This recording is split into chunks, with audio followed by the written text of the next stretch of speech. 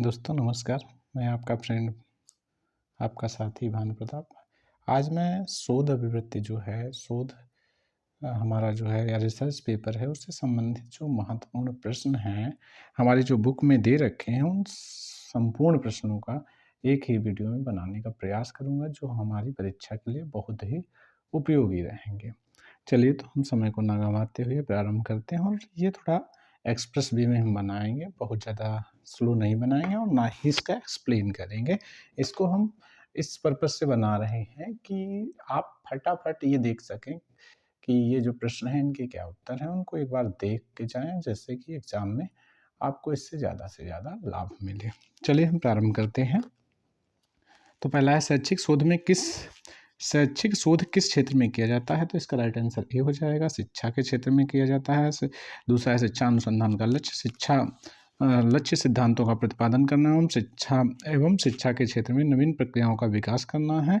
यह कथन किसका है? तो इसका राइट आंसर ए हो जाएगा, मुनरो का है। शैक्षिक शोध का अंतिम लक्ष्य क्या है? इसका राइट आंसर डी हो जाएगा, यानी सिद्धांतों का प्रतिपादन करना, नियमों का प्रतिपादन करना, शिक्षा की प्रक्रिया को प्रभावशाली बनाना। फिर हमारा क्वेश्चन नंबर 4, निम्न में से क्या शिक्षा के क्षेत्र में शामिल नहीं है?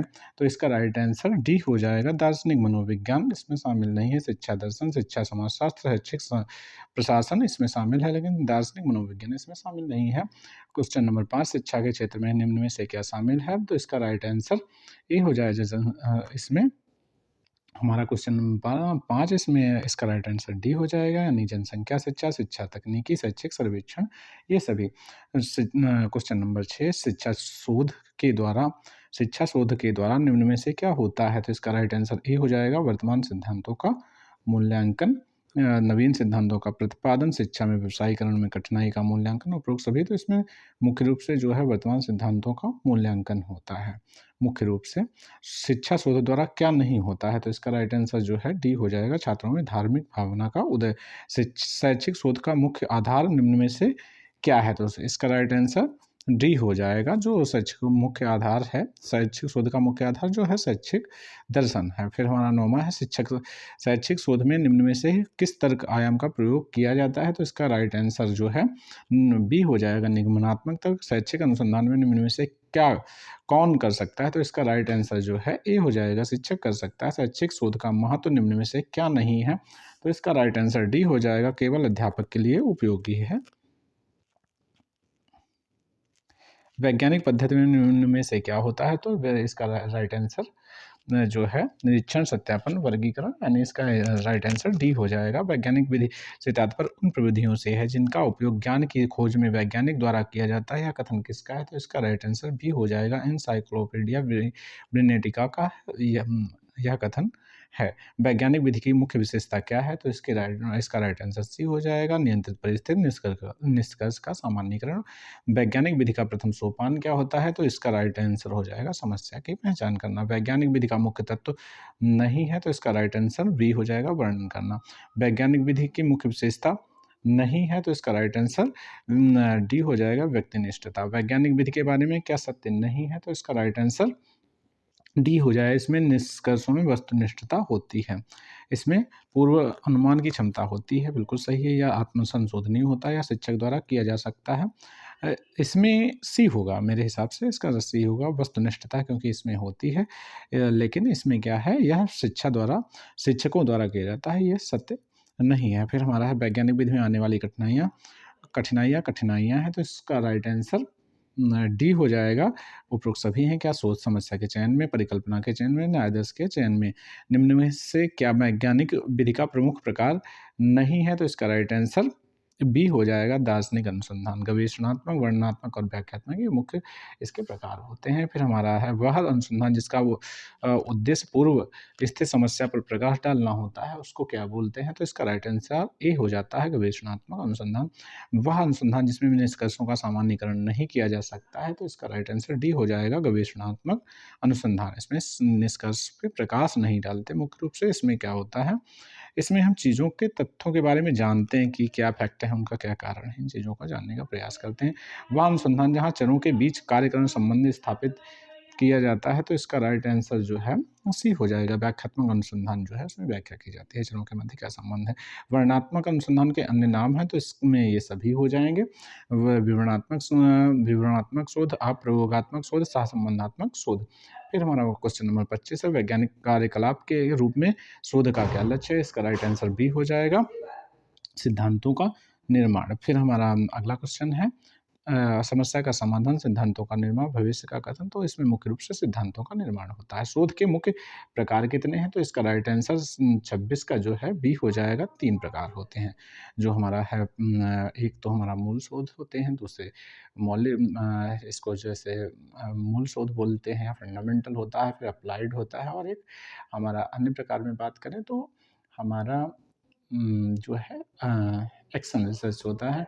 एक आधार पे और देखें तो उसमें हमारा जो रहता है, हमारा एक ऐतिहासिक हो जाता है, एक डिस्क्रिप्टिव यानी वर्णनात्मक हो जाता है, और हमारा एक हमारा जो रहता है, एक हमारा प्रयोगात्मक अनुसंधान हो जाता है। उसके बाद हम अगले क्वेश्चन पे आ जाते हैं। जब शोधकर्ता शोध को केवल सिद्धांत विकसित करने के उद्देश्य से संपादित करता है, तब उस शोध को कहते हैं। तो इसका राइट आंसर 27 का जो है ये हो जाएगा। उसे मूलभूत शोध है, फंडामेंटल शोध कहते हैं। मौलिक शोध होते हैं, तो इसका राइट आंसर डी हो जाएगा। गणवेषणात्मक, व्याख्यात्मक और वर्णनात्मक तीनों प्रकार के होते हैं। वह शोध जिसको करने का विशिष्ट उद्देश्य प्राप्त निष्कर्षों का अन्य परिस्थितियों में प्रयोग करना होता है, उसको क्या बोलते हैं, अनुप्रयुक्त शोध या अप्लाइड रिसर्च बोलते हैं। वे शोध जो वास्तविक जिंदगी की समस्या का समाधान की ओर प्रयत्न करते हैं वो कहलाते हैं। तो इसका राइट आंसर सी, अनुप्रयुक्त शोध या जिसको अप्लाइड रिसर्च बोलते हैं। क्रियात्मक शोध किसे कहते हैं, तो इसका राइट आंसर जो है 31 का सी हो जाएगा। ऐसा शोध जो स्थानीय वातावरण में किसी समस्या से तत्कालीन समस्या के लिए किया जाता है। क्रियात्मक शोध जो हमारा रहता है, वह अनुसंधान जिसका क्षेत्र बहुत सीमित है, जिसको विशेषज्ञ न करके शिक्षक ही कर सकता है, वह व्यवहारिक क्रियाओं में सुधार करना होता है। तो इसका राइट आंसर ए हो जाएगा, क्रियात्मक अनुसंधान हो जाएगा। उसके बाद हम आ जाते हैं 33 पर। एक अध्यापक अपनी कक्षा से संबंधित समस्याओं के लिए शोध करता है, उसके शोध का प्रकार होगा। तो इसका राइट आंसर सी हो जाएगा, क्रियात्मक। वह शोध जिसमें शोधकर्ता को किसी विशेष योग्यता व प्रशिक्षण की आवश्यकता नहीं होती। तो इसका राइट आंसर डी हो जाएगा, इसका भी क्रियात्मक है। क्रियात्मक शोध मुख्य रूप से विद्यालयों के लिए काफ़ी उपयोगी है। शैक्षिक शोध का वह प्रतिउपागम जिसमें मानव व्यवहार का अध्ययन किया जाता है। तो इसका राइट आंसर 35 का जो है ए हो जाएगा, गुणात्मक उपागम में शोधकर्ता निम्न में से किसे अपने शोध के लिए उपयुक्त प्रयोग करता है। तो इसमें सभी हो जाएगा, शब्द, पिक्चर, साक्षात्कार सभी हो जाएगा। फिर हमारा अगला है 37 नंबर क्वेश्चन। 37 में है, मात्रात्मक उपागम का अंतिम उद्देश्य क्या होता है। तो इसका राइट आंसर ये हो जाएगा, आंकड़ों के आधार पर निष्कर्षों को निकालना। फिर हमारा क्वेश्चन नंबर 38, शैक्षिक शोध का वह विकल्प जिसका संबंध भूतकाल की घटनाओं से होता है, इसका राइट आंसर ए हो जाएगा, हमारा ऐतिहासिक शोध। उसके बाद हमारा क्वेश्चन नंबर अगला है, वैज्ञानिक शोध की विशेषताओं में किसे शामिल नहीं किया जा सकता है। ज्ञानोन्मुखी होता है, यह क्रमबद्ध होता है, यह अनुभविक होता है, यह नियंत्रित होता है, सभी है, लेकिन ज्ञानोन्मुखी हो ये कोई जरूरी नहीं है। ऐतिहासिक अनुसंधान में आंकड़े एकत्र करने के सर्वाधिक महत्वपूर्ण साधन हैं। तो इसमें जो हमारा 40 का राइट आंसर डी हो जाएगा, कुशल लेखक द्वारा लिखित प्रयुक्त लेख। वैसे तो आगे जो दिए हैं वो सभी प्राथमिक स्रोत हैं, लेकिन प्राथमिक स्रोत से डाटा कलेक्ट करना थोड़ा काफ़ी महंगा भी रहता है और समस्यात्मक भी होता है, समय भी ज़्यादा लगता है। फिर हमारा 41, कुशल ऐतिहासिक अनुसंधानकर्ता का मुख्य गुण क्या होना चाहिए। तो इसका राइट आंसर सी हो जाएगा, निष्पक्ष व मानसिक संतुलन उसका सही होना चाहिए। ऐतिहासिक अनुसंधान में आंकड़े प्राप्त करने का प्राथमिक साधन है, तो इसमें ये सभी हैं, गीत, कहानियाँ, चित्र सभी हो जाएंगे। हमारा अगला क्वेश्चन है, ऐतिहासिक अनुसंधान की समस्या है आंकड़ों का संग्रह, समस्या का समयांकन, आंकड़ों का विश्लेषण, ये सभी हो जाएगा। फिर हमारा वर्णनात्मक शोध की विशेषताओं में शामिल नहीं है, तो इसका राइट आंसर 44 का डी हो जाएगा। इसमें चरों का जोड़ तोड़ करके उसके द्वारा वाले प्रभावों का अध्ययन किया जाता है। तो वर्णनात्मक में ये नहीं होता है, ये प्रयोगात्मक में होता है। फिर 25 वर्णनात्मक अनुसंधान की प्रकृति होती है, तो इसका 45 का राइट आंसर ये हो जाएगा, क्रॉस सेक्शनल होती है। वर्णनात्मक जो होता है वो क्रॉस सेक्शनल होता है, कि तुरंत तत्कालिक चीज़ों को देखता है, इसलिए वो क्रॉस सेक्शनल होता है। लॉन्गिट्यूडिनल नहीं होता है। फिर हमारा है प्रयोगात्मक शोध एक्सपेरिमेंटल की सबसे प्रमुख विशेषता कौन-सी होती है? तो इसका राइट आंसर ए हो जाएगा, चरों में जोड़-तोड़। वर्णनात्मक अनुसंधान की विशेषताओं में किसे शामिल नहीं किया जाता है? तो 47 का राइट आंसर सी हो जाएगा। यह वैज्ञानिक सिद्धांत का भी प्रतिपादन करता है। क्योंकि ये वैज्ञानिक का जो सिद्धांत है उसका प्रतिपादन नहीं करता। प्रयोगशाला में निम्न में से कौन-सा शोध किया जाता है? तो इसका राइट आंसर जो है ए हो जाएगा, मूलभूत शोध हो जाएगा। निम्न में से किसे प्रयोगात्मक शोध की श्रेणी में नहीं रखा जा सकता? तो इसका राइट आंसर सी हो जाएगा, क्षेत्र अध्ययन को नहीं रखा जाता, क्षेत्र क्षेत्र प्रयोग होगा। तो ये दोनों कन्फ्यूज करते हैं, तो याद रखेंगे क्षेत्र प्रयोग को रखा जाता है। प्रयोगात्मक शोध की कसौटी नहीं है, तो इसका राइट आंसर सी हो जाएगा, सिद्धांत का निर्माण जो है इसकी कसौटी नहीं है। ये जो है इसका उद्देश्य होता है। कसौटियाँ क्या हैं? निश्चयता, सत्यापन क्षमता, वस्तुनिष्ठता, ये इसकी कसौटियाँ हैं।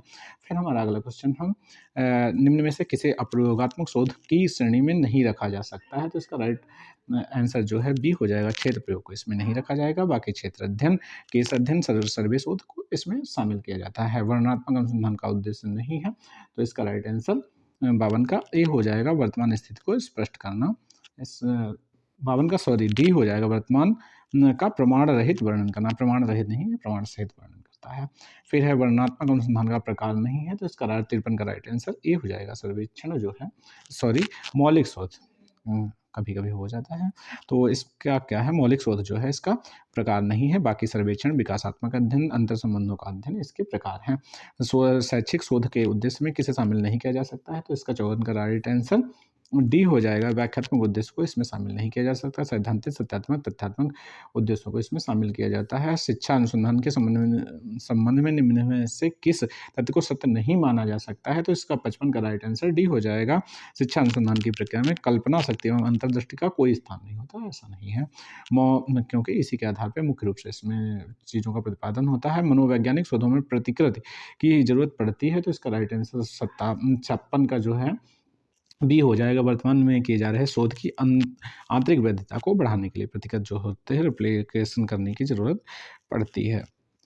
वैधता भी दो प्रकार की होती है, आंतरिक वैधता और बाह्य वैधता। बाह्य वैधता सामान्यीकरण से संबंधित होती है, आंतरिक वैधता उसकी गुणवत्ता या से संबंधित होती है। फिर हम आ जाते हैं क्वेश्चन नंबर 57 पे। कक्षा में यदि कोई मनोवैज्ञानिक छात्र की किसी मनोवैज्ञानिक समस्या का समाधान करने के लिए कुछ विशेष नियमों का उपयोग करता है, तो उसके शोध को कहा जाएगा। तो हमारा जो 57 है इसका राइट आंसर डी हो जाएगा, क्रियात्मक शोध। विद्यालय के एक छात्र ने आत्महत्या की जिसका कारण अज्ञात है। शोधकर्ता के रूप में आप उसका अध्ययन करना चाहते हैं, इसमें आप किस प्रविधि का प्रयोग करेंगे? तो इसका राइट आंसर सी हो जाएगा, क्रियात्मक अनुसंधान। क्योंकि विद्यालय से संबंधित कोई भी समस्या है, छोटी समस्या है, तो उसके लिए क्रियात्मक अनुसंधान। सिद्धांत रचना का प्रमुख उद्देश्य होता है, तो इसका राइट आंसर ए हो जाएगा, विशेष समस्या के स्वरूप को स्पष्ट करना। फिर हमारा अगला क्वेश्चन 60, वैज्ञानिक विधि की कुछ विशेषताएं होती हैं, निम्न में से इसकी विशेषता समझा जाए। तो वैज्ञानिक विधि की क्या क्या विशेषताएं हैं? तो इसका राइट आंसर डी हो जाएगा, यानी इस विधि में नियंत्रित परिस्थिति होती है, इस विधि में प्राप्त परिणाम सामान्यीकरण संभव है, इस विधि में प्रतिकृति का गुण पाया जाता है, मतलब इसको रिपीट करके देखा जा सकता है। फिर 61 नंबर है, ऐतिहासिक अनुसंधान की आंतरिक आलोचना में क्या शामिल नहीं है? तो इसका राइट आंसर बी हो जाएगा, प्रस्तुत किए गए दस्तावेज की भाषा शैली, लिपि की जांच करना इसमें शामिल नहीं है। वैज्ञानिक शोध में शोधकर्ता जिन सोपानों का प्रयोग करता है उनका क्रमबद्ध स्वरूप क्या होगा? तो इसका राइट आंसर ए हो जाएगा। तो ए में देख लेते हैं क्या है, मतलब 1 2 3 4 5 है। तो समस्या की पहचान सबसे पहले, परिकल्पना का निर्माण होता है, फिर प्रेक्षण होता है, फिर साक्ष्यों का संग्रहण व विश्लेषण किया जाता है, फिर प्राकल्पना की जांच की जाती है। तो ये हो जाएगा। हालाँकि 1 मिनट मैं इसको देख लेता हूँ, क्योंकि सबसे पहले समस्या की पहचान होगी, ठीक है, प्राकल्पना का निर्माण होगा, फिर जो है हमारे हाँ ठीक है, यही रहेगा, इसका क्रम सही है।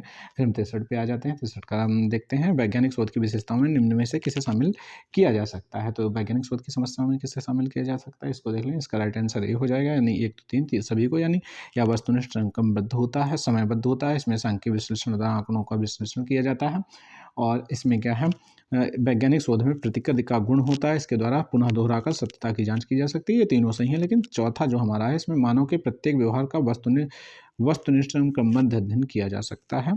तो मेरे इसमें मानव के प्रत्येक व्यवहार का, ये व्यवहार का मुख्य रूप से क्योंकि नहीं करता है, वैज्ञानिक जो शोध होते हैं मुख्य रूप से ये व्यवहार का जो शोध करते हैं वो अप्रयोगात्मक वाले ज़्यादा अच्छे से कर सकते हैं, क्योंकि मानव व्यवहार जो है परिवर्तनशील होता है, उसका वस्तुनिष्ठ अध्ययन करना थोड़ा कठिन होता है। फिर 64 नंबर है स्वाभाविक परीक्षण के बारे में कुछ तथ्य निम्नलिखित हैं, तो इसका राइट आंसर देखते हैं क्या है। ये हमारा 64 है, तो 64 का राइट आंसर बी हो जाएगा, यानी 1, 2, 3 इसमें सही हो जाएगा। कौन-कौन से हैं? स्वाभाविक परिस्थिति में प्रेक्षक के सामने बहुत से चर उपलब्ध रहते हैं, फिर है चरों को पर शोधकर्ता का कोई नियंत्रण नहीं होता, अतः प्रेक्षण जटिल हो जाता है। तीसरा है प्रेक्षक को तब तक प्रतीक्षा करनी पड़ती है जब तक घटना स्वाभाविक परिस्थिति में घटित ना हो। तो ये जो स्वाभाविक परीक्षण है उसके बारे में सत्य है, लेकिन चौथा जो हमारा है प्रेक्षक घटनाओं और परिस्थितियों पर आवश्यक नियंत्रण रखता है और नियंत्रण इसमें स्वाभाविक में नहीं रहता है। हमारा है 65 नंबर क्वेश्चन, तो 65 में है सुमेलित कीजिए। ऐतिहासिक शोध दिया है, संबंधात्मक शोध दिया है, प्रयोगात्मक शोध दिया है, प्रयुक्त शोध दिया है।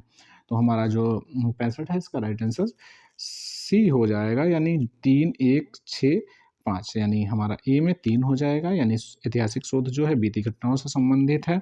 फिर हमारा जो ऐतिहासिक शोध है बीती घटनाओं से संबंधित है, और हमारा फिर है सहसंबंधात्मक शोध, वो चरों पर पूर्ण नियंत्रण से संबंधित है। और उसके बाद हमारा है प्रयोगात्मक शोध, ये हमारा जो है कृत्रिम परिस्थितियों व कम बाह्य वैधता से संबंधित है।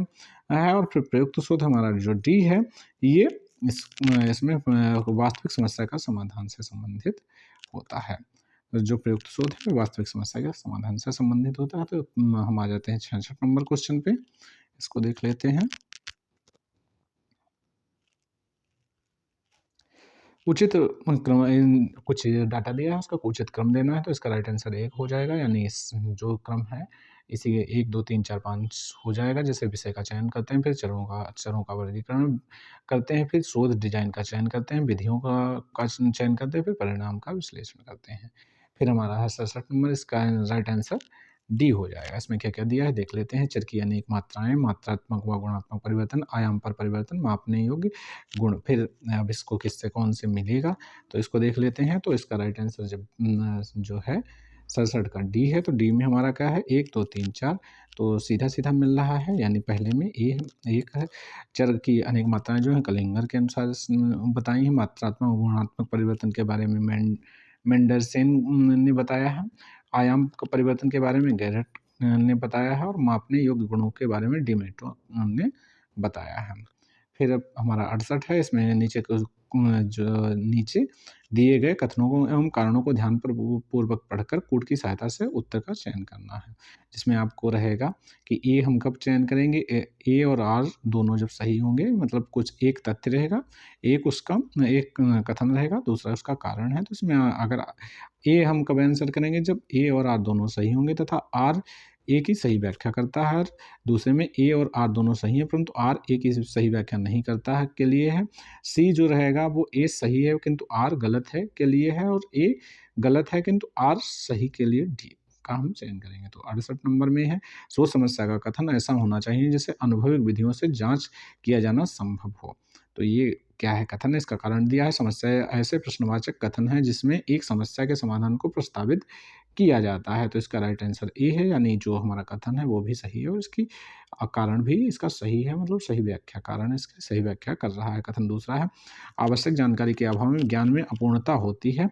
ये क्या है, ये कथन है, इसका कारण दिया है परस्पर विरोधी परिणामों से भी समस्या की उत्पत्ति होती है। तो इसका राइट आंसर बी हो जाएगा, मतलब ये बातें तो दोनों सही हैं लेकिन ये इसकी सही व्याख्या नहीं करता है। तो ये हमारा यूनिट पहली कंप्लीट हो गई है। और अब हम यूनिट दूसरी पे आ जाते हैं, क्योंकि जब कुछ विगत वर्षों में पूछे गए प्रश्न हैं उनको भी एक बार देख लेते हैं, क्योंकि हमारा लक्ष्य यही है कि आज हम सभी को जो प्रश्न हैं इसमें सभी को हम कंप्लीट करें। तो हम आगे देखते हैं। नीचे प्रदत्त सूची से संप्रत्यय निर्माण के सही अनुक्रम की पहचान कीजिए। उत्तर कूट लेखन में दिया है, तो पहले का आंसर डी हो जाएगा। डी में दिया है 2, 1, 3, 4, 5, 6। तो इसका हम देखते हैं, पहले में क्या है समस्या का साक्षात्कार होता है, फिर समस्या का विश्लेषण किया जाता है, उसके बाद हमारा जो है समान अंशों की पहचान की जाती है, फिर हमारे अंतरों को देखा जाता है, फिर हमारा जो है समान व भिन्न अंशों का मूर्तिकरण किया जाता है, फिर है हमारा क्रांतिक विशेषताओं का अवबोध होता है। उसके बाद हमारा दूसरा क्वेश्चन, दिए गए 2 सेटों में से सूची 1 में गुण आधारित वैज्ञानिक मानदंड दिए गए हैं और सूची 2 में उसका संक्षिप्त वर्णन दिया गया है। दोनों सेटों को सम्मिलित कीजिए और सही सम्मेलन के कोड द्वारा चयन कीजिए। तो इसका राइट आंसर बी है। तो बी के अनुसार इसमें देख लेते हैं 4, 3, 5, 2 है। तो पहले में हमारा ए में ए वाला चौथे में मिलेगा नहीं। मितव्ययिता जो हमारी है वो स्पष्टीकरण यथासंभव समान होने चाहिए से शामिल होगा। और फिर हमारी अनुभव सिद्धता जो है इसमें 3 से ये मिलेगा। ज्ञान प्रेक्षण पर आधारित होना चाहिए। फिर हमारा सी जो है शुद्धता हमारे 5 से मिलेगा। अनुसंधान कथन परिशुद्ध मापन पर आधारित होना चाहिए। वस्तुनिष्ठता जो है वो 2 से मिलेगा, यानी शोध की व्याख्या में व्यक्तिगत पूर्वाग्रह परिलक्षित नहीं होने चाहिए। फिर हमारा ये 17 नवंबर 2017 को आया है यूजीसी नेट में, इसको देख लेते हैं।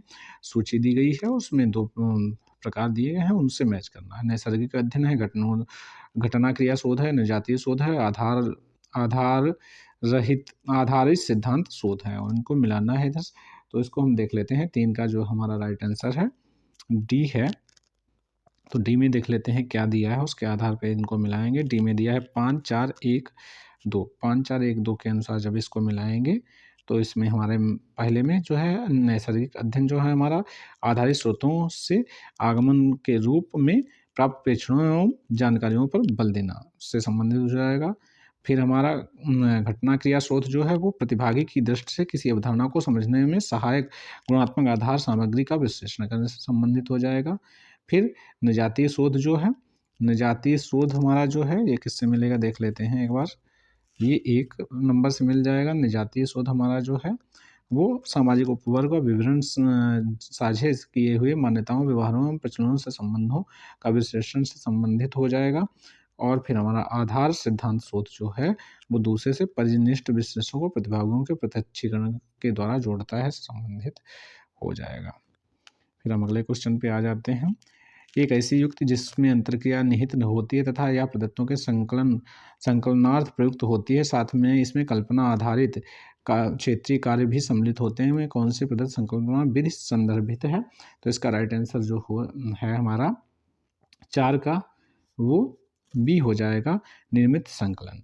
एक अन्वेषक छात्रों के 2 समूहों का उपयोग करते हुए आंतरिक मूल्यांकन से संबंधित मनोवृत्ति पर लिंग जेंडर के प्रभाव का अध्ययन करना चाहता है। इस अध्ययन की प्रकृति होगी, तो इसका राइट आंसर सी हो जाएगा, नैमित्तिक तुलनात्मक अध्ययन हो जाएगा। एक अन्वेषक विज्ञान शिक्षण की प्रभाविकता की तुलना के लिए 2 सुमेलित समूहों का उपयोग करता है। यह अध्ययन निम्नलिखित से किस परिधि में आएगा, तो इसका राइट आंसर ए हो जाएगा, प्रयोगात्मक अध्ययन। फिर नीतियों की योजना बनाने में सरकार के लिए निम्नलिखित में से किस प्रकार अनुसंधान सर्वाधिक उपयोगी होता है, इसका राइट आंसर बी हो जाएगा, वर्णनात्मक अध्ययन। फिर है नीचे दी गई सारणियों में एक और अनुसंधान के 2 प्रकार में सूची प्रकार दिए गए हैं। अनुसंधान को आपको मिलाना, मौलिक, व्यवहारिक और मूल्यांकन, 3 प्रकार के अनुसंधान दिए गए हैं, इनको मिलाना है। तो इसका राइट आंसर 8 का जो हमारा रहेगा बी हो जाएगा, यानी ए में 2 है, बी में 1 है, सी में 4 है। तो मौलिक अनुसंधान मूल नियमों और सिद्धांतों के साथ वैज्ञानिक ज्ञान को बढ़ावा देता है। व्यवहारगत अनुसंधान जो है इसका 1 से मिलेगा, यानी दिए गए क्षेत्र में ज्ञान आधारित अनुसंधान की प्रयोज्यता का अन्वेषण करता है। मूल्यांकन जो है ये 4 से मिल जाएगा, हालांकि 4 इसमें दिया नहीं, तो 3 से हम इसको मिला लेंगे। सार्वभौमिक सामान्यिकों को प्रभावित करने का प्रयास करता है। फिर हमारा क्वेश्चन नंबर 9 है। तो 9 में क्या है, विश्लेषणात्मक अनुसंधान प्रक्रिया में अपनाए जाने वाले कदमों को सही क्रम का चयन करें। तो इसका सही क्रम क्या हो जाएगा, तो इसका राइट आंसर जो है डी हो जाएगा। तो 4, 5, 3, 2, 1 हो जाएगा, यानी 4 के बाद 5 आएगा, फिर उसके बाद घटते हुए क्रम में है। तो पहले अनुसंधान विषय का चयन करेंगे, फिर समस्या कथनों के लिए पृष्ठभूमि जिन्हें ज्ञान प्रदान करेंगे, उसके बाद हमारा शोध का स्रोतों का पता लगाने के लिए विशेषीकृत ग्रंथ सूची और विशेषता का प्रयोग करेंगे। उसके बाद आंकड़ों के संगत पर आलोचना तकनीक का प्रयोग करेंगे। उसके बाद तथ्यों की पहचान करेंगे और उसके बाद सहयोग मांगेंगे। फिर उसके हमारा क्वेश्चन नंबर 10 है। 10 में आ जाते हैं। 10 नंबर है, साहित्य समीक्षा है संसाधन के रूप में इंटरनेट के सकारात्मक पक्षों को दर्शाने वाले कथन की पहचान कीजिए। तो इसका राइट आंसर जो है डी हो जाएगा, वेबसाइटों पर प्रकाशित अनुसंधान एक प्रकार से निर्वाचन सूचना है। प्रयोगात्मक शोध में वांछित विशिष्ट गुण है। तो इसका राइट आंसर 11 का राइट आंसर डी हो जाएगा, स्वतंत्र चरों में हेरफेर लाना। फिर हमारा 12 नंबर है, निम्नलिखित में से कौन सा वर्णनात्मक अनुसंधान की विशेषता नहीं है, तो इसका राइट आंसर 12 का सी हो जाएगा, तो सी में क्या दिए रखा है 4 और 5 यानी प्रतिभागियों के समूह के लिए चरों का साहचर्य प्रतिदर्श के किसी एक निर्धारित समय पर प्रदत्तों का संग्रहण करना। फिर हमारा अगला क्वेश्चन है समस्या समाधान में सम्मिलित उपयुक्त अनुक्रम का चयन कीजिए। तो इसका राइट आंसर 13 का राइट आंसर ए हो जाएगा यानी 1 2 3 1 2 3 6 4 5 मतलब 1 2 3 पहले रहेगा जैसे समस्या का सामना करना, दूसरा है साक्ष्य संग्रह करना, फिर तीसरा है हमारा परिकल्पना के संभावित समाधानों को तैयार करना, उसके बाद छठा संसाधनों की सार्थकता का मूल्यांकन करना, उसके बाद चौथा है संभावित समाधानों का परीक्षण करना, फिर हमारा पांचवा है निष्कर्षों पर पहुंचना। तो ये इसका सही क्रम हो जाएगा। उसके बाद हम आ जाते हैं 14 पे। 14 नंबर जो प्रश्न है इसमें देख लेते हैं। निम्नलिखित में से कौन से प्रसंग शिक्षा के क्षेत्र में क्रियात्मक अनुसंधान के क्षेत्र में प्रयुक्त हो सकते हैं? उत्तर के लिए सही कूट का चयन कीजिए। तो हमारा 14 का राइट आंसर जो है ए हो जाएगा यानी 1 3 5 छात्रों के शिक्षण कौशल में सुधार लाना, 3 है प्रशिक्षुओं के प्रशिक्षण में व्यवहार में सुधार लाना और 5 है प्रशिक्षुओं तथा शिक्षकों की व्यावसायिक अभिक्षमता में वृद्धि करना। फिर है निम्नलिखित में से कौन सा प्रश्न गुणात्मक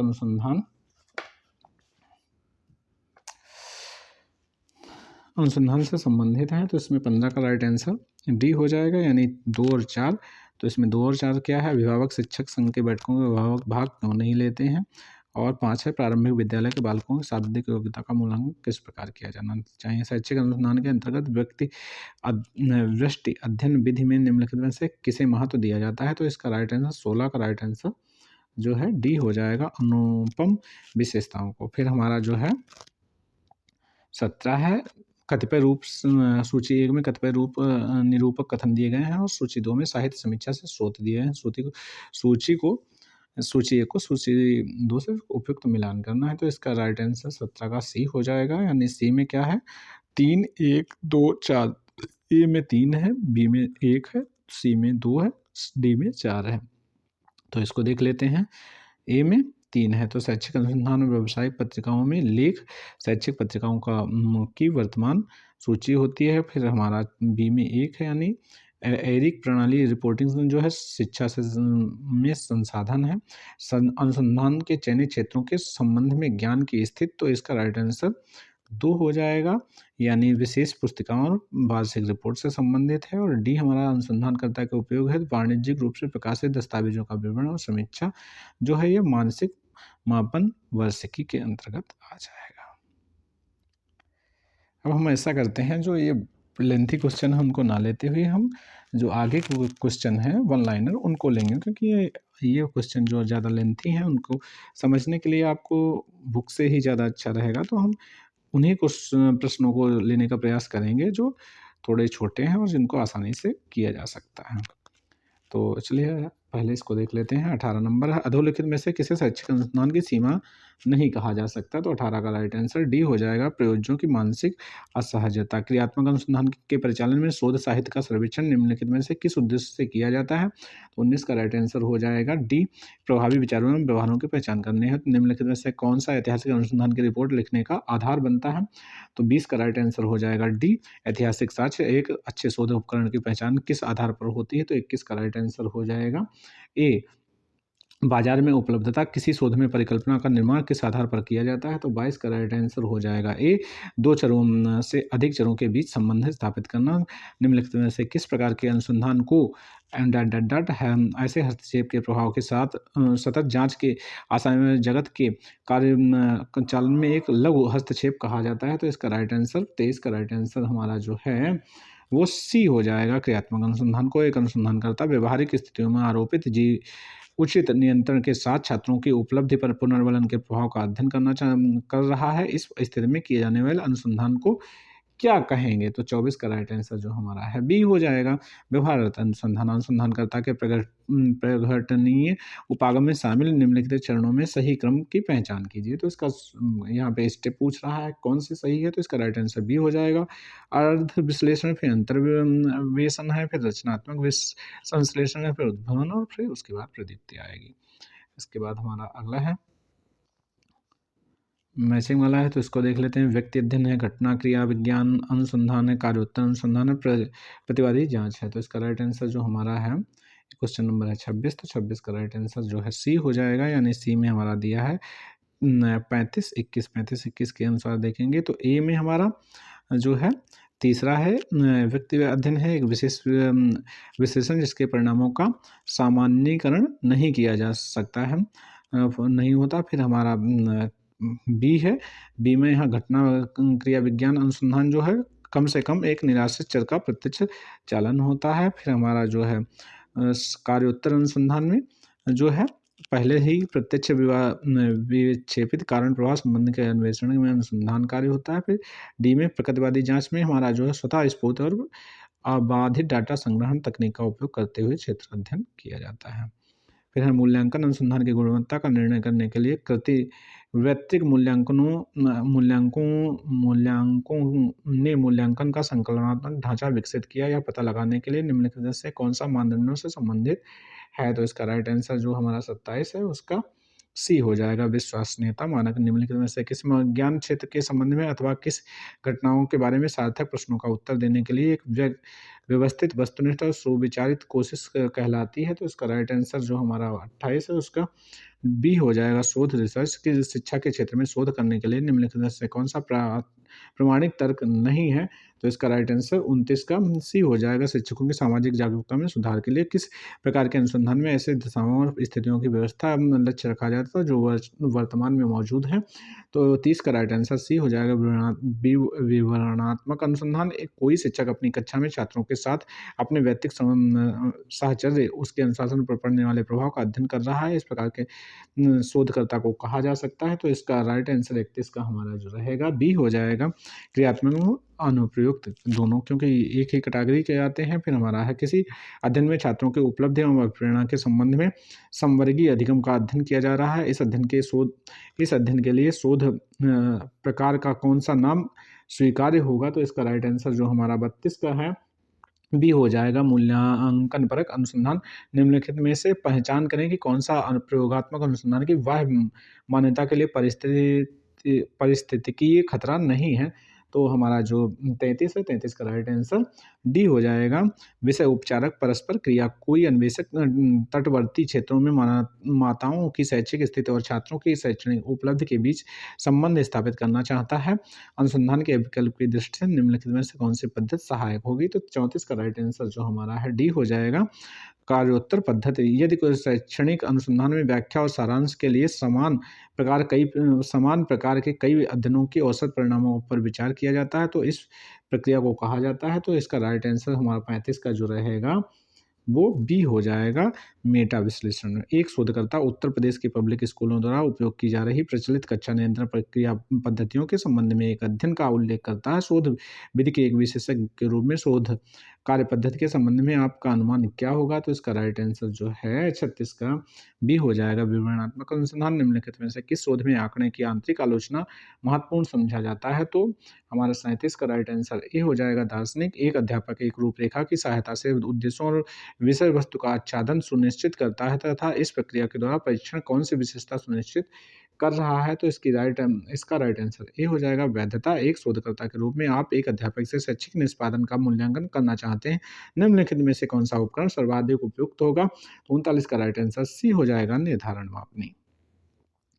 उसके बाद हम देख लेते हैं निम्नलिखित में से कौन से परिप्रेक्ष्य से किस रूप में परिप्रेक्ष्य के किस रूप में शोध विकल्प विशिष्ट और सुनिश्चित दिशा निर्देश के रूप में कार्य करता है। तो इसका राइट आंसर जो है 40 का ए हो जाएगा। प्रयोगात्मक अनुसंधान में कोई शोधकर्ता एक प्रयोगात्मक अध्ययन प्रदर्श आधार सामग्री संकलनार्थ उपकरणों एवं परिस्थितियों चरों एवं पर नियंत्रण रखते हुए करता है। इस अध्ययन में निगमित सामान्यीकरण को किस प्रकार के जोखिम झेलने की संभावना हो सकती है। तो हमारा जो है 41 का राइट आंसर जो है बी हो जाएगा, बाह्य वैधता की। निम्नलिखित में से कौन-सा गुणात्मक शोध का उदाहरण नहीं है? तो 42 का राइट आंसर सी हो जाएगा, सर्वेक्षणात्मक अध्ययन। जिस सुपरिभाषित समुच्चय से कोई शोधकर्ता अध्ययन के लिए प्रतिनिधित्व चुनता है, वह समुच्चय कहलाता है। तो हमारा 43 का राइट आंसर सी हो जाएगा, जनसंख्या। जब उच्चतर माध्यमिक शिक्षा के विषय में शिक्षकों की राय जानने के लिए किए जाने वाले सर्वेक्षण में निम्नलिखित में से कौन-सा उपकरण सबसे उपयुक्त होगा? तो 44 का राइट आंसर बी हो जाएगा, प्रश्नावली। आश्रित चर पर प्रभाव केवल निराश्रित चर की वजह से होता है। इसे सुनिश्चित करने के लिए निम्नलिखित में से कौन सी पद्धति सबसे ज़्यादा उपयुक्त है? तो 45 का राइट आंसर बी, प्रयोगात्मक पद्धति हो जाएगी। फिर शोधकर्ता के कुछ सामान्य प्रयुक्त चरण दिए गए हैं। शोध कार्य के कुछ सामान्य चरण दिए गए हैं, उनकी स्वीकार्यता तार्किक रूप से पहचान कीजिए। तो इसका राइट आंसर 46 का बी हो जाएगा, सॉरी सी हो जाएगा, यानी 3, 31, 24 हो जाएगा। 31, 24 के अनुसार देखें तो 31 में हमारा पहले शोध की समस्या की पहचान करना, उसके बाद परिकल्पना प्रतिपादित करना, फिर हमारा प्रदत्तों का संग्रहण और उसका विश्लेषण करना, फिर परिकल्पना का परीक्षण करना। ऐतिहासिक शोध में बल दिया जाता है, तो इसका हमारा जो है 47 का राइट आंसर डी हो जाएगा, अतीत से प्रदत्त संकलनों पर।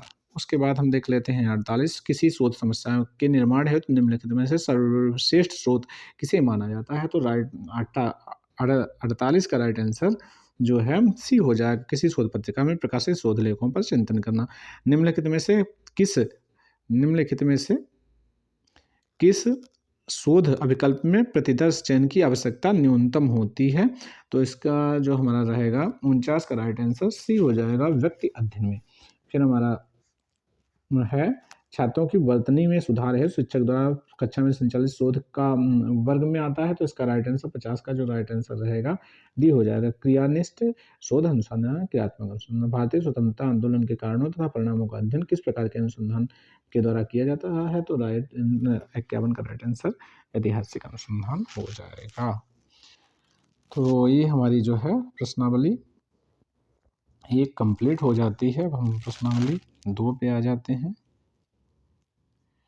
इसमें हम लोग प्रयास ये करेंगे, जो ज़्यादा लेंथी क्वेश्चन है उनको हम लोग अवॉइड करेंगे, क्योंकि हम लोगों को एक कम ही समय में एक मैराथन के रूप में बना रहे हैं, तो ऐसे प्रश्नों को रख लेंगे जिनको आसानी से देखा जा सकता है। ज़्यादा लेंथी प्रश्न जो हैं हम लोग करके ही समझ सकते हैं, वीडियो के माध्यम से बहुत अच्छे से नहीं समझ सकते। तो प्रयास ये रहेगा कि हम लोग जो जिनका आंसर 1 लाइन में आ जाए, ऐसे ही हम प्रयास करेंगे, उन्हीं प्रश्नों को हम अपने इसमें रखेंगे। जो ज़्यादा लेंथी रहेंगे, मैचिंग वाले रहेंगे, उनको हम अवॉइड कर देंगे, जिससे कि समय की बचत हो सके, क्योंकि हम लोगों को कम समय में ही अपना एक रिवीजन करना, उस आधार पे हम इन प्रश्नों को बना रहे हैं।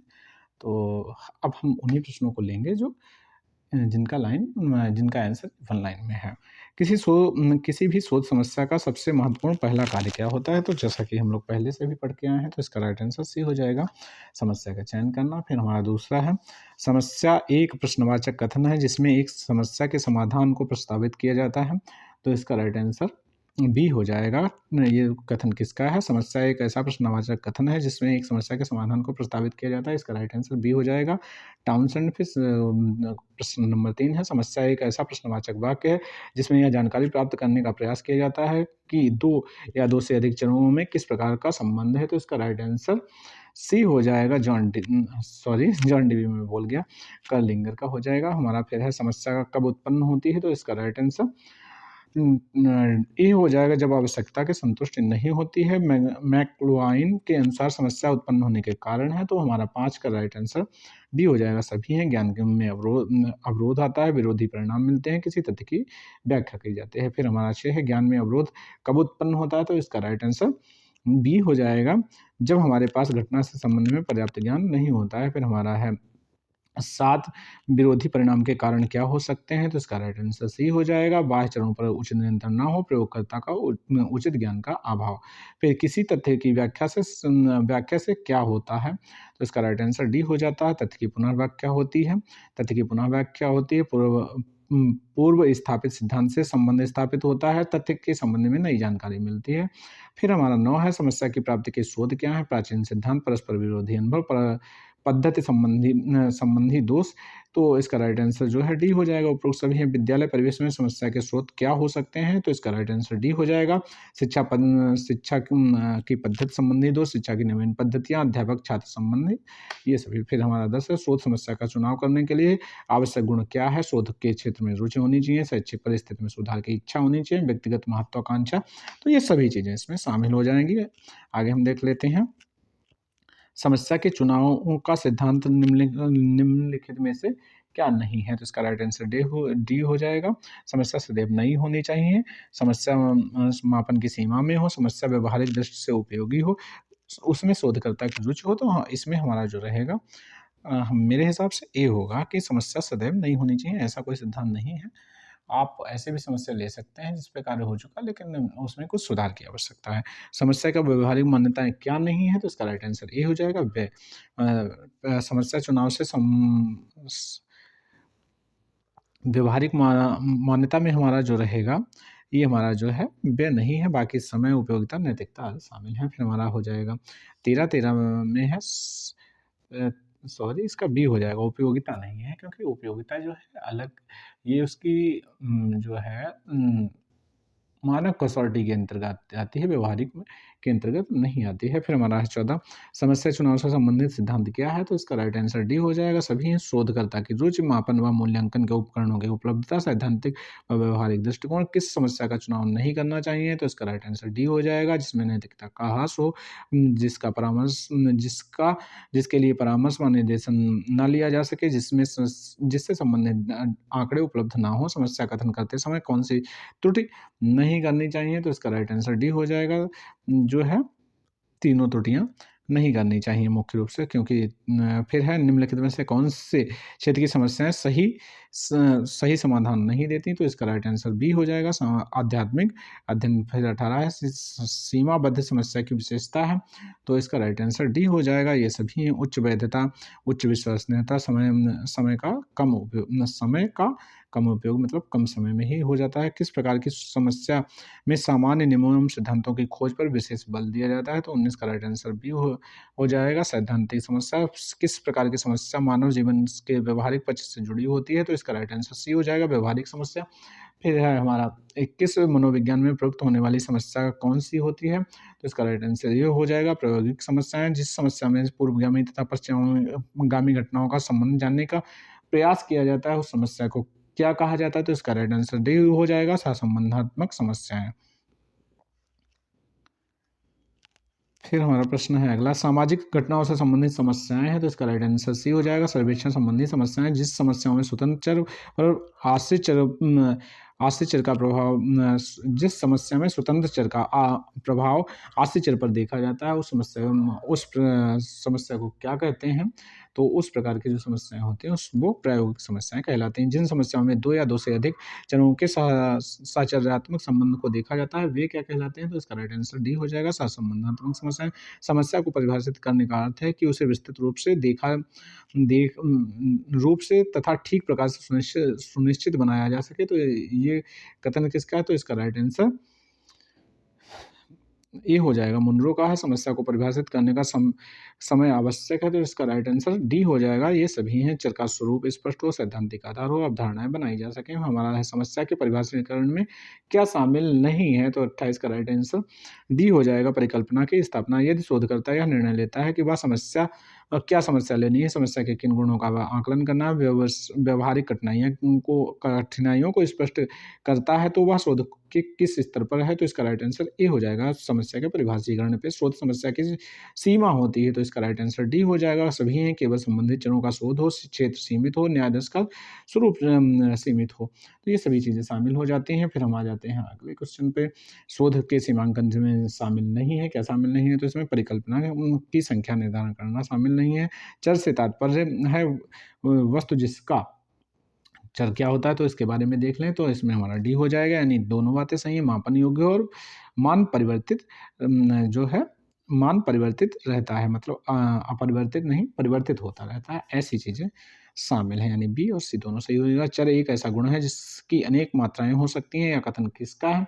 तो ये हमारा जो कथन रहेगा वो कलिंगर महोदय का है। गैरेट के अनुसार चर में ऐसी विशेषताएं व गुण होते हैं जिसमें डैश डैश डैश है, तो इसमें क्या आएगा, तो इसका राइट आंसर 34 का बी हो जाएगा, यानी मात्रात्मक विभिन्नताएं स्पष्ट रूप से दृष्टिगोचर होती हैं। फिर हमारा 35 है, 35 का निम्न में से किसे चर नहीं कहा जा सकता, तो विभ्रम जो होता है, विभ्रम को चर नहीं कहा जा सकता है। फिर हमारा क्वेश्चन नंबर 36 है। 36 हमारा है, चर का मापन संभव है, तो इसका राइट आंसर है गुणात्मक मात्रात्मक दोनों रूप में। उद्दीपक चर का दूसरा नाम है, तो उद्दीपक चर किसको जानते हैं और किस चर को जानते हैं, तो इसका राइट आंसर ये हो जाएगा। स्वतंत्र चर को प्रयोगकर्ता के नियंत्रण में रहने वाला चर है, तो इसका राइट आंसर बी हो जाएगा। स्वतंत्र चर में हेरफेर किया जा सकता है, तो इसका राइट आंसर हो जाएगा डी। ए और सी दोनों के द्वारा प्रत्यक्ष रूप से और निष्कासन चयन के द्वारा, प्रत्यक्ष रूप से और चयन के द्वारा, यानी इसका जो है राइट आंसर डी हो जाएगा। फिर 40 है, चर की विशेषता है मापने योग्य हो, परिवर्तित हो, गुणात्मक मापन योग्य हो, तो ये सभी बातें इसमें सही सत्य हैं। फिर हमारा 41 डी मेटो के अनुसार चरों में हेरफेर का कारण है, तो इसका जो राइट आंसर सी हो जाएगा, यानी ये भी दोनों सही हैं। उसके प्रभावों का व्यवहारों पर अध्ययन किया जा सके, आश्रित चर पर उसके प्रभाव का अध्ययन किया जा सके।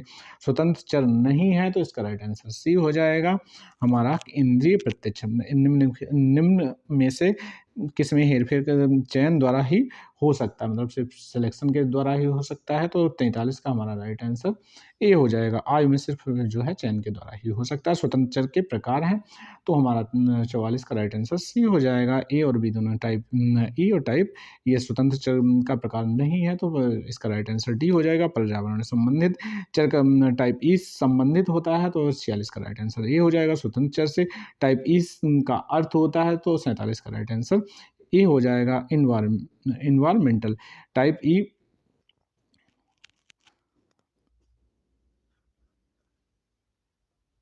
सॉरी एक्सपेरिमेंटल हो जाएगा। 47 में गलत हो गया, मैंने ध्यान नहीं दिया।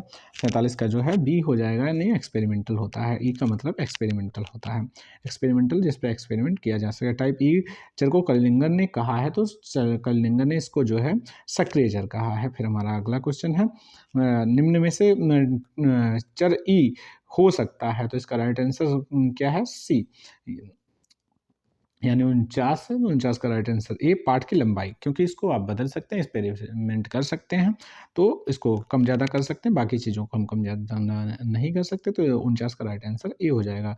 फिर हमारा 50 प्रयोगकर्ता द्वारा जब स्वतंत्र चर में हेर फेर चयन द्वारा किया जाता है, तब वह कहलाता है, तो ये टाइप एस हो जाएगा, यानी सिलेक्शन के द्वारा हो रहा है, तो टाइप बी में आ जाएगा, क्योंकि इसमें क्या है, प्रयोग के द्वारा नहीं, इसमें जो है सिलेक्शन के द्वारा होगा। टाइप एस में एस क्या है, ये हमारा सिलेक्शन है, यानी 51 का राइट आंसर ए हो जाएगा।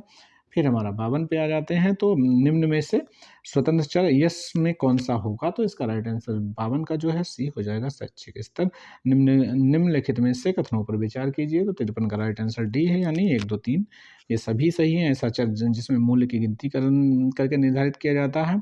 परिवार के सदस्यों की संख्या सतत चर का उदाहरण है। शोध डिजाइन की एक कसौटी है, जिसके आधार पर उसकी परख होती है। फिर हमारा है आश्रित चर के गुण होते हैं, तो हमारा 54 का राइट आंसर जो है डी हो जाएगा, यानी ये सभी हैं।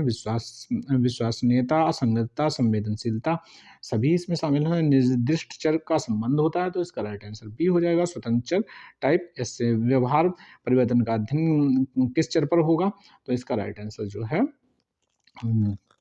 डी हो, हमारा हो जाएगा, कौन सा है, ओहो 1 मिनट, इसका राइट आंसर सी हो जाएगा, आश्रित चर हो जाएगा। फिर हमारा है 57 अनुक्रिया चर संबंधित है, तो अनुक्रिया चर हमारा जो है 57 में आश्रित चर से संबंधित है। आश्रित चर के मापन व चयन में शोधकर्ता को विशिष्ट प्रभाव भी देखना चाहिए, वह है, तो विशिष्ट प्रभाव क्या देखना चाहिए, तो इसका राइट आंसर सी हो जाएगा। ए और बी दोनों, floor effect and selling effect. Selling effect का कारण होता है, सेलिंग इफेक्ट का कारण जब देखेंगे, तो इसका राइट आंसर ये हो जाएगा। सरल कार्य का परिणाम निम्नतर छोर पर होता है, तो इसका राइट आंसर ए हो जाएगा। फ्लोर इफेक्ट के कारण जिस चर के प्रभाव को शोधकर्ता आश्रित चर पर पड़ने से रोकता है, वह होता है, तो इसका राइट आंसर सी हो जाएगा। संगत चर, संगत चर के अन्य नाम है, तो इसमें डी हो जाएगा। नियंत्रण चर, बहिरंग चर, अस्त व्यस्त करने वाला चर। चर के अर्थ व स्वरूप के विषय में निम्न कथनों पर विचार कीजिए। 63 का राइट आंसर हमारा जो है डी हो जाएगा, यानी ये सभी सही है। मनोविज्ञान व शैक्षणिक शोध में चर का काफ़ी महत्वपूर्ण स्थान है। चर जैसा कि नाम से ही बहुत स्पष्ट है कि वह जिसके मान परिवर्तित होता और जिसका मान परिवर्तित होता रहता है। यहाँ चर से तात्पर्य वस्तु, घटना या चीज़ के उन गुणों से होता है जिन्हें मापा जा सकता है। तो ये सभी बातें सही हैं। फिर हमारा क्वेश्चन नंबर 64 है, संभाव्य संभाव्य स्वतंत्र चर संबंधित है। तो संभाव्य वाला हमारा जो रहता है वो सी नियंत्रण चर से संबंधित है। समस्या के चुनाव की कसौटी के विषय में क्या सही है? तो 65 का राइट आंसर बी हो जाएगा, यानी 1 और 3 सही है। समस्या मापन की सीमा में हो, समस्या ऐसी हो जिस पर अनेक कार्य किए जा चुके हों। जैविक चर का संबंध प्रयोजों के किन गुणों से होता है? तो 66 का राइट आंसर जो है डी हो जाएगा। ये सभी हैं, मनोदैहिक गुण, जैविक गुण, शील गुण। निम्न में से जैविक चर है, तो 67 का राइट आंसर जो है हमारा डी हो जाएगा। ये सभी हैं, ऊंचाई, भार, व्यक्तित्व, तो ये सभी हैं। निम्न में जैविक चर नहीं है, तो 68 हमारा है, तो 68 का राइट आंसर ए हो जाएगा। संगीत जो है जैविक चर नहीं है। पर्यावरण चर का उदाहरण है, पर्यावरणगत चर का उदाहरण है, तो 69 का राइट आंसर डी हो जाएगा। सभी हैं, तापक्रम, प्रकाश और शोर। एक प्रयोग में प्रयोज्य के अत्यधिक अभ्यास का प्रभाव छात्रों के सीखने की मात्रा पर पड़ रहा है, तो यह कहलाएगा। तो 70 का राइट आंसर ए हो जाएगा। अनुक्रम संगत चर, निम्न में से प्रयोगकर्ता संगत चर नहीं है, तो इसका राइट आंसर डी हो जाएगा। वातावरण का तापक्रम, निम्न में से वह चर कौन सा है जो शोधकर्ता को असतत रूप से प्रभावित नहीं करता है? तो इसका राइट आंसर ए हो जाएगा। दोषपूर्ण यंत्र व परीक्षण डी मेटो के वर्गीकरण में शामिल चर हैं, तो हमारा 73 राइट आंसर डी हो जाएगा। मात्रात्मक, गुणात्मक, खंडित चर। फिर हमारा वे चर जिनको श्रेणी में नहीं बांटा जा सकता उनको क्या कहते हैं? तो 74 का राइट आंसर ए हो जाएगा, गुणात्मक चर।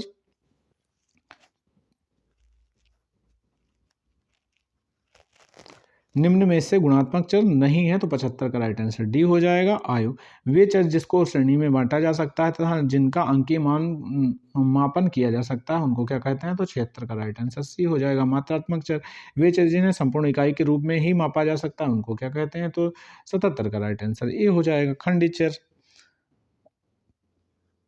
निम्न में से खंडित चर नहीं है, तो 78 का राइट आंसर डी हो जाएगा। आयु नहीं है। आयु हालांकि दोनों में आ जाता है, खंडित में भी आता है और हमारा कभी कभी उसमें भी आ जाता है। वह चर जो मात्रात्मक तथा निरंतर चर दोनों श्रेणी में आ जाएगा, वो कौन सा है? तो 79 हमारा जो है इसका डी हो जाएगा। आयु, वह चर जिसके चयन से शोधकर्ता को स्वतंत्र चर का संबंध आश्रित चर से जानने में सहायता मिलती है, तो इसका राइट आंसर ए यानी मर्यादित चर हो जाएगा। स्वतंत्र चर, आश्रित चर, संगत चर का स्वरूप कैसा होता है? तो इसका राइट आंसर 81 का डी हो जाएगा। अस्थायी व परिवर्तनशील। शोध समस्या के कथन की विशेषताएं निम्न में से किसे इंगित करती हैं?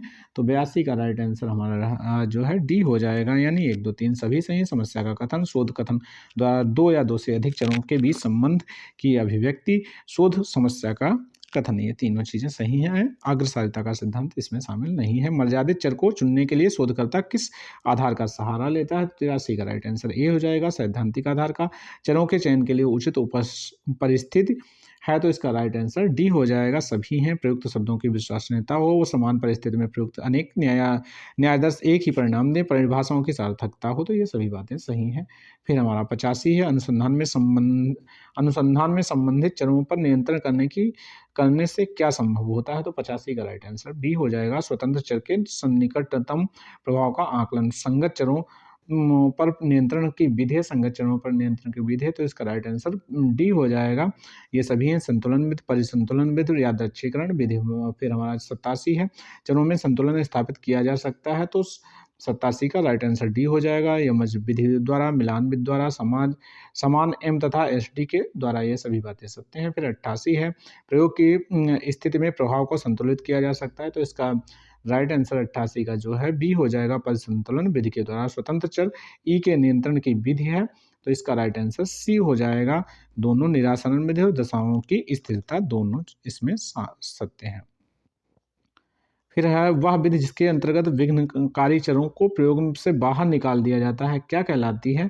तो 90 का राइट आंसर ए हो जाएगा, निरासन विधि कहलाती है। फिर हमारा है निम्नलिखित कथनों पर विचार कीजिए, तो इसमें राइट आंसर बी है, यानी केवल 2 इसका सत्य है। अनुसंधान एक ऐसा सापेक्ष व बौद्धिक अन्वेषण है जिसमें दी गई समस्या से समाधान निकाला जाता है। स्वतंत्र चर टाइप एस के नियंत्रण की विधि है, तो 92 का राइट आंसर डी हो जाएगा। सभी यमज विधि, परिसंतुलन विधि, मिलान विधि, परिकल्पना एक समस्या का प्रस्तावित उत्तर होता है, यह कथन किसका है? तो इसका राइट आंसर बी हो जाएगा ना, टाउनसेंड का है। परिकल्पना शब्द का अर्थ होता है, तो इसका राइट आंसर ए हो जाएगा, सॉरी सी हो जाएगा। समस्या का संभावित समाधान परिकल्पना का अभिन्न अंग है, परिकल्पना का अभिन्न अंग है, इसका राइट आंसर डी हो जाएगा। संभावित समाधान परीक्षण योग्य चर आंकड़ों का विश्लेषण। फिर हमारा 96 का 2 या 2 से अधिक चरों के बीच संबंधित संभावित संबंधों के बारे में बताए गए जांचनी कथन को परिकल्पना कहा जाता है। यह कथन है किसका? तो इसका राइट आंसर डी हो जाएगा, मैकडॉइन का है। परिकल्पना के व्यवहारिक कार्य है, तो इसका राइट आंसर 97 का राइट आंसर डी हो जाएगा। तर्कसंगत आंकड़ों का संकलन, निष्कर्षों का अनुमान, समस्याओं का समाधान, समस्या का समाधान का प्रस्तावित कथन, उपरोक्त सभी सत्य हैं। फिर 98 है, सामाजिक विज्ञान के वे शोध जिनमें परिकल्पना का निर्माण नहीं होता उनकी प्रतिकृत होती है, तो इसका राइट आंसर 99 का ए हो जाएगा, अन्वेषणात्मक। फिर परिकल्पना के प्रमुख स्रोत हैं, तो 100 का राइट आंसर डी हो जाएगा। उपरोक्त सभी संस्कृत पूर्व निष्कर्षों से नवीन निष्कर्ष निकालना, व्यक्तिगत अनुभव, ये सभी चीजें इसमें शामिल हैं। तो अभी हम 100 तक ही रखते हैं, क्योंकि इसमें आगे हम देख रहे हैं क्वेश्चन काफ़ी बड़े बड़े हैं, तो उनको हम लोग शामिल नहीं करेंगे और हम इसको स्किप कर देंगे, ये जो पोर्शन है, और उसके बाद हम लोग अगले यूनिट पे चलेंगे, क्योंकि बड़े प्रश्नों को रखने से समय अधिक लगेगा और उनका थोड़ा, और हम लोग कम समय में ही चीज़ों को समराइज करने का प्रयास कर रहे हैं।